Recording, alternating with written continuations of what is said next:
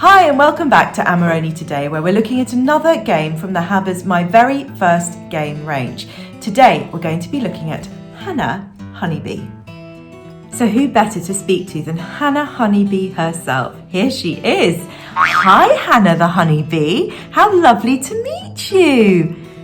Hi. So Hanna, how many players can play your game?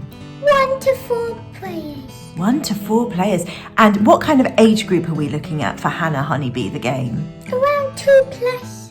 2 plus. Wow. Should we go and have a look in your box and see what else we get? Yes, you can also meet all of my friends. Oh, that sounds like fun. Let's do it. So what do you get in the box? Well, the box itself is really clever. It comes with this insert. So once you've taken everything out of the box, you put that back in, stand it up, and you've got your beehive. Isn't that clever? We've also got Hanna the Honeybee, who we've already met. We've got our dice. We have pop-out flower cards.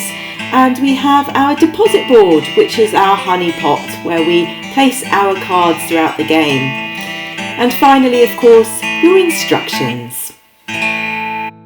So before we start the game, we set up our hive standing up as shown, and then we place our 10 flower cards flower side up in the game playing area.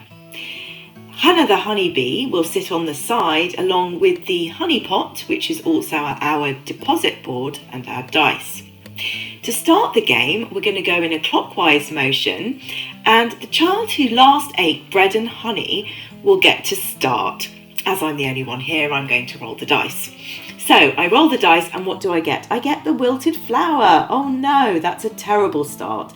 The wilted flower means that we have to remove one of the flowers from the game area. It's not going to be able to produce enough nectar for Hanna the Honeybee, so it's no good to her. So we take it and we put it to the side. That means we've lost one of the flowers from our play. So I roll again and I get an orange. So this player's get an orange. They need to find an orange flower. So you can help your child to identify that. If they are unable to do it themselves, you can guide them. And then they pop that into the hive.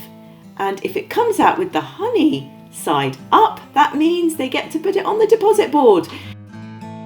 They want to be able to do this and fill up all 6 spaces, and once they've done that, as a team, all players and Hanna the Honeybee become the winners. So that is the challenge of the game.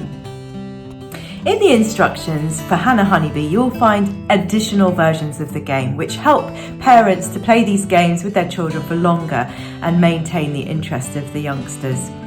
The game helps to encourage the recognising of colours and flowers for the children. It also helps to encourage team spirit, because actually all the players are playing together for the same purpose and for the same end result, along with Hanna the Honeybee. And in addition, it gives children their first introduction to rules and abiding by them as part of game playing, which is of course something really important that they can then take on when they start at school.